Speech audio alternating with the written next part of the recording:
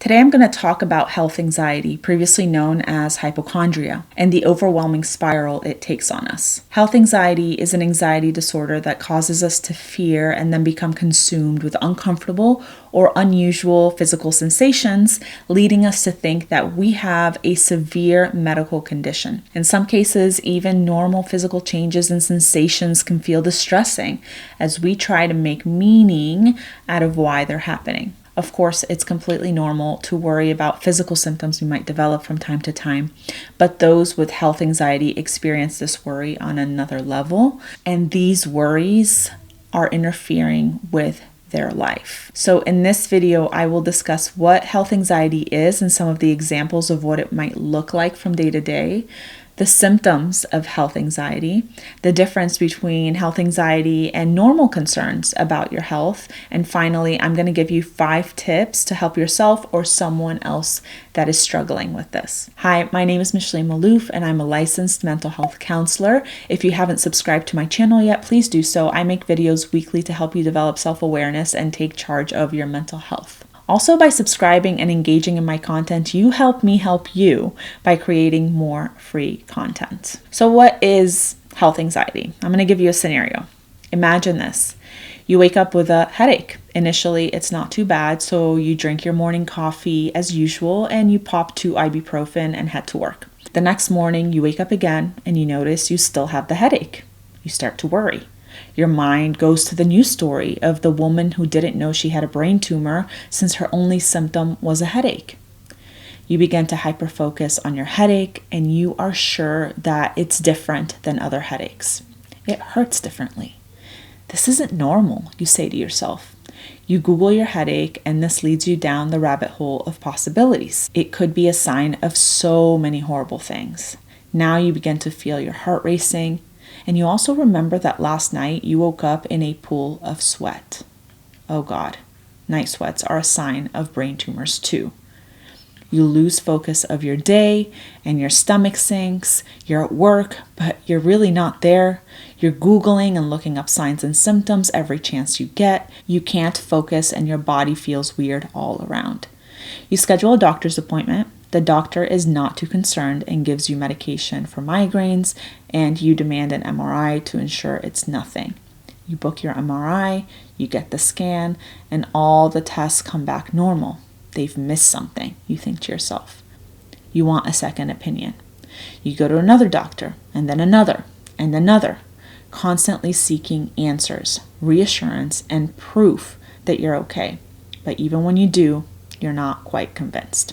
This is a common scenario for those that live with health anxiety.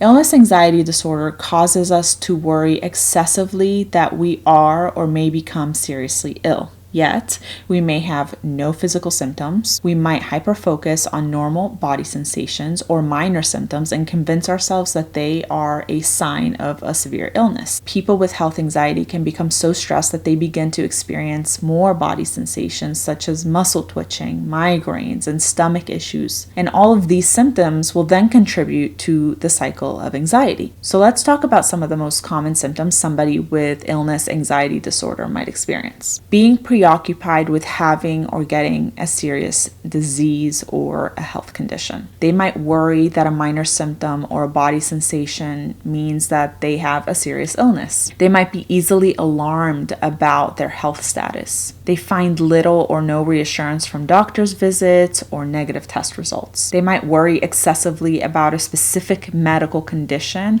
that they are at risk of developing because of a family history of it. They might have so much distress about possible illnesses that it's hard to focus or function. They might repeatedly check body for signs of new symptoms, illness, or disease. They might be making frequent medical appointments for reassurance or possibly even avoiding medical situations out of fear of being diagnosed with a serious illness. Avoiding people, places, or activities out of fear of health risks. Constantly talking about their health or possible illnesses. And finally, frequently searching the internet for causes of symptoms or possible illnesses. As you might be thinking, hey, I've had some of these before, right? So how do I know if I have health anxiety disorder. So the difference between health anxiety disorders and a normal concern about your health is the severity of these symptoms.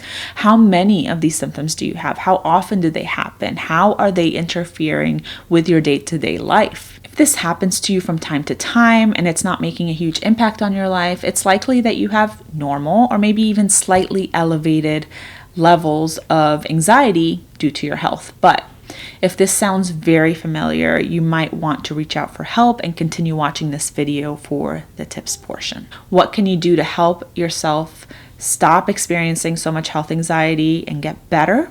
Here are my 5 tips. My first tip is to reduce checking and reassurance seeking behaviors. This is extremely difficult, so bear with me. Checking and reassurance behaviors include checking symptoms and monitoring your body. You might monitor your body very closely for signs and symptoms, like Googling your symptoms, reading forums, asking friends and family for reassurance, visiting your doctor over and over again, or scheduling with new doctors. The problem with checking and reassurance seeking is that it gives us short-term anxiety relief, but it actually results in long-term anxiety increases. Googling your symptoms may be all you do today, but at some point this will not be enough because you will convince yourself that you're missing something. So then you might add in other behaviors like reassurance seeking from family and friends, which takes up more time and it increases the threshold of what you require now to feel better. None of these behaviors will relieve the anxiety. Instead, they increase the anxiety in the long run, and it takes up more and more of your time. To reduce checking, notice how often or for how long you're Googling or seeking reassurance. Then reduce the time slowly. For example, if you notice that you spend 5 hours a day Googling and researching symptoms, try to reduce that to 4 hours per day, then 2, and then keep going until it's at a normal level or a manageable level or not at all. This may take some time, so please do not rush this part and don't try to do it all at once. Don't go from I'm Googling for 5 hours a day to I'm not going to Google at all, or I'm not going to Google for more than 5 minutes. That's just not realistic, and it's very likely that you're just going to set yourself up for disappointment. So move slowly, even if you move 10 minutes at a time. Reduce 10 minutes at a time. I've had clients that reduce even 1 minute at a time. It's okay, take it at your own pace. This brings me to my next tip. We need to try to increase your window of tolerance. The window of tolerance is how much we can sit with before we go into a fight, flight, or freeze state. The discomfort of not knowing what's going on with us or not knowing if we might have something, it doesn't feel good. So we seek reassurance to stop the uncomfortable feelings. The problem is that the more we do this, the more our mind and body think it's not safe to be uncomfortable. And it will begin to send us into fight, flight, or freeze way quicker. By reducing our checking behaviors, we will have to learn to sit with the discomfort. And then when we survive it, our window of tolerance increases. And in the long term, we won't be activated as quickly, therefore reducing anxiety. So how do we sit in the discomfort? Here's tip number 3. Sitting in the discomfort of these scary thoughts and feelings when we're really anxious is hard. But when we're trying to reduce the symptoms and symptom checking and reassurance seeking, it's really important. I love to use the same tips that I use in my intrusive thoughts video. So if you haven't watched that yet, I will link them here and in the description box below so that you can watch that. But basically, I want you to notice what thoughts you have when you begin to spiral and then say, I'm having the thought before each thought. For example, I'm having the thought the doctors are missing something, or I'm having the thought something is off with my body. This will help create a separation between you and your thoughts and help remind you that these are thoughts and not necessarily facts, and you can choose not to buy into them. After you've done that, I want you to go to step number 4. So my 4th tip is to invite yourself to feel the anxiety and the body sensations for brief amounts of time.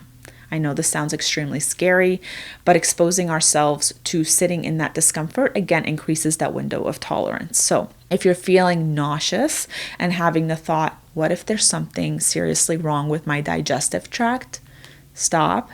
Notice the thought and say, I'm having the thought something is wrong with my digestion. And then focus on allowing the thoughts, feelings, and sensations to be there without trying to change them, without judging them or yourself. Set a timer for a minute.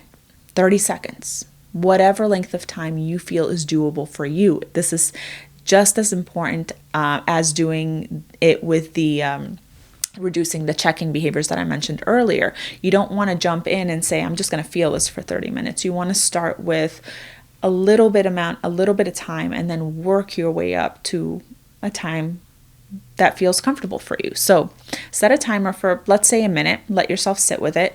Notice how it doesn't hurt you or kill you, and then ground yourself. So tip number 5, practice grounding tools. There are a ton of grounding tools out there to help orient you back into your surroundings and get you out of your head. I have a ton of them in some of my panic attack and intrusive thoughts videos, so I will link them in the description below, so make sure to check them out. But I already have some grounding specific videos, and I'll of course be making more. So check out my grounding videos playlist for access to them. Some common grounding tools include progressive muscle relaxation, thoughts on a stream, and the 5-4-3-2-1 grounding tool. I have spoken about all of these in detail in other videos, so check them out to get yourself practicing. I know that these tips are not easy to follow. They're actually some of the more difficult tips that I have given because they do take time and patience, and you're not gonna just magically feel better after practicing this. This requires persistence and patience and, consistency. Have somebody support you. Share this video with someone that can help you through your health anxiety, somebody that knows about what you're struggling with, and help them remind you of these tools. It's always easier when we have somebody there to support us. And if you don't have anybody, reach out for professional help. There are tons of communities online where you can support each other. Just be careful not to join one of those like symptom checking forums or anything like that. But there is hope. This can get completely better, and I hope that these tools were helpful and can continue to help you on this journey. Please let me know. I feel like I just rambled there for the last couple of minutes. It's been a pretty interesting morning for me, so let me know, what questions do you have? I would love to answer them, and as always, I will see you in the next video.